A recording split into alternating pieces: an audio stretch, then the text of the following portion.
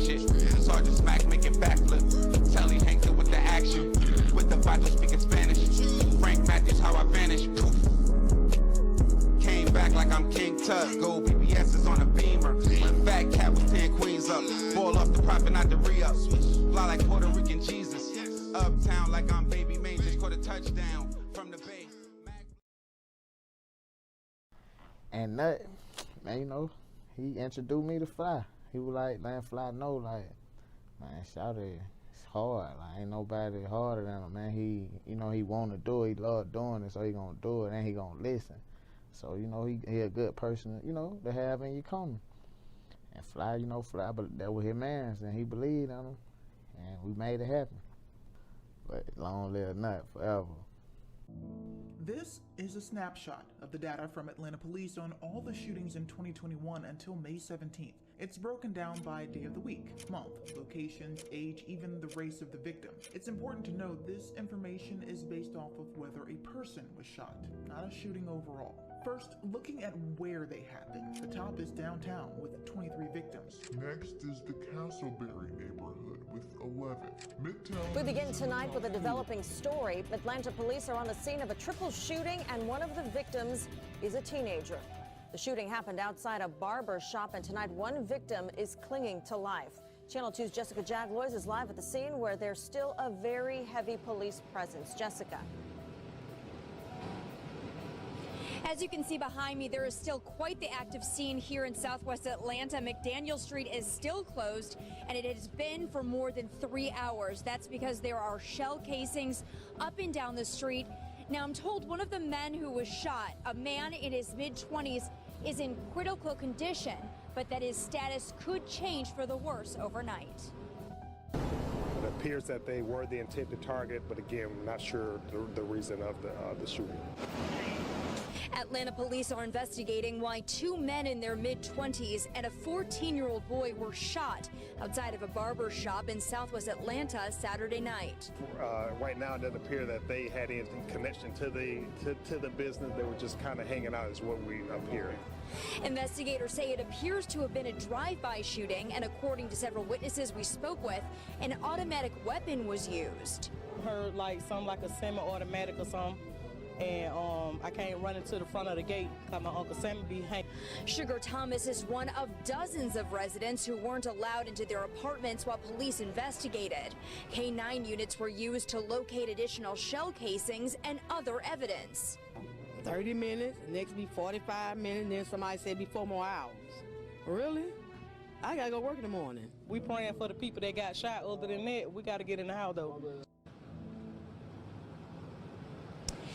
Now we're going to continue to monitor that victim's condition, and we will bring you updates if we get them during this newscast and tomorrow on Channel 2 Action News Sunday AM. Reporting live in Southwest Atlanta, I'm Jessica Jaglois.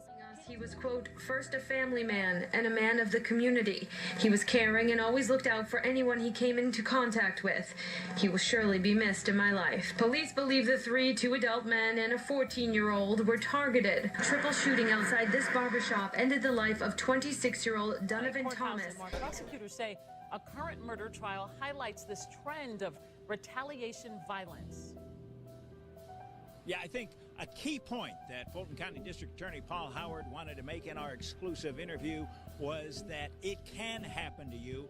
It can happen to any of us. Innocent people are falling victim to gang violence.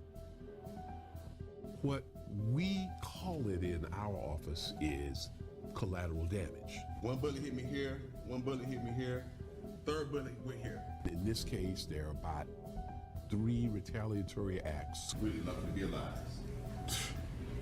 Right. Grace of God. And they culminate in a homicide.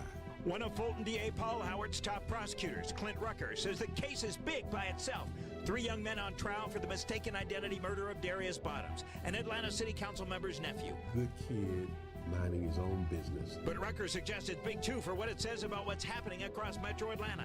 Not just gang violence. Most violent crime that comes to your office now is gang-related. Gang-related. But a terrible trend of retaliation violence in which anyone can become collateral damage. Never forget about it. I can't. Like high school community baseball coach Jason Williams, stepdad to one defendant and victim in one of 2 shootings the defendants are not accused of, but which are key to the prosecution's theory of escalating retaliation. Anybody could have been driving down the street that Darius Bottoms was driving down. The prosecution's bullet-riddled timeline. June 6, 2014, a car theft from one gang's territory. June 9th, a retaliatory car theft from the home of a member of a second gang. June 10th, one gang fires randomly in the other gang's territory, wounding innocent victim Ebony Ware in her home. June 12th, about 11:05 p.m., Coach Williams is shot 3 times at his home as the retaliation escalates. And June 13th, near 4 a.m., a gang member mistakenly thinks he sees the car stolen in retaliation. It's not even the same color. He shoots the driver, Darius Bottoms, described as a hardworking college student with no gang affiliation. And now he's dead. Now, David Wallace's attorney, Ken Shepard, says his client is innocent of the murder and gang charges, that he was in a car when the murder happened, out of his sight, and furious about it afterward when he learned what had happened. Wallace's murder charge is the broader felony murder. Nefertara Clark says her client, Ryan Bowdry, was not at the murder, is not a gang member, and is innocent of all charges. Rashad Barber's lawyer, Linda Day, says he has an alibi, was not at the murder, isn't a gang member, is innocent of all charges, and that the defense extends sympathies to the Bottoms family. Reporting live outside the Fulton County Courthouse, Mark Winnie. Yo, we back. It's your boy Popalot. Mobb ties. We on our way to Georgia with it. Atlanta. Castleberry Hill, to be exact. So anybody from Atlanta, tap in. Definitely the whole Georgia, we need you in the comment box. But if you from Castleberry Hill, or definitely, let's just say the villages of Castleberry Hill, if you're familiar with the area, and I'm not talking about the gentrified Atlanta, I'm talking about the old Atlanta. If y'all familiar with any of that, y'all get in the comment box, let us know what's going on. Now, today, we are going to be covering a guy by the name of Donovan Thomas, but the whole wide world knows him by Big Nut or Nut. Anybody that had any run-ins with him or know what's up with Nut, y'all get in the comment box. So a lot of people, or I want to say a majority of the people, especially if you're not from Atlanta or you're not tied to the streets, the way you're going to know Nut is from the rap artist or the hip-hop artist YFN Lucci. He released a project called Long Live Nut. He keeps Nut alive in his music. I'm definitely going to say 9 times out of 10, if you know him, that's going to be how you heard his name. So I'm going to try to dive into a little bit about the man, the myth, the legend. So according to USA Today, Donovan Thomas was 27 years old when he was murdered. And this was reported on January 12th of 2015. So I'm going to say sometimes early 2015, he was actually murdered. And from the footage that you've seen, he was shot along with, I want to say, 2 other individuals, one being a 14-year-old. We hope everybody recovered from that. We also want to send condolences to Nut and his family. Based on everything that I covered, people that had interactions with him, you go on Instagram and you type RIP Nut, Long Live Nut, you're going to see just heartfelt posts of people saying how much of a good guy this was, and it was early for his time. So that's going to be some of it. Based on what I read and all the research that I did, he was on a street called McDaniel Street, and by everything I read, it has to be one of the probably most dangerous streets in Atlanta, because the USA Today article pretty much read 4th person killed in 3 months on the same street. So this is a street that is no stranger to violence or no stranger to just anything happening. So they're going to say along McDaniel Street, near Atlanta's Castleberry Hill area. Crime is a common occurrence, and that's based on the USA Today.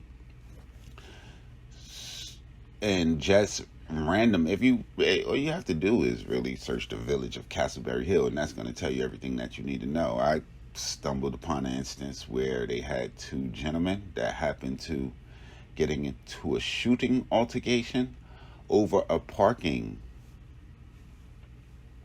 spot.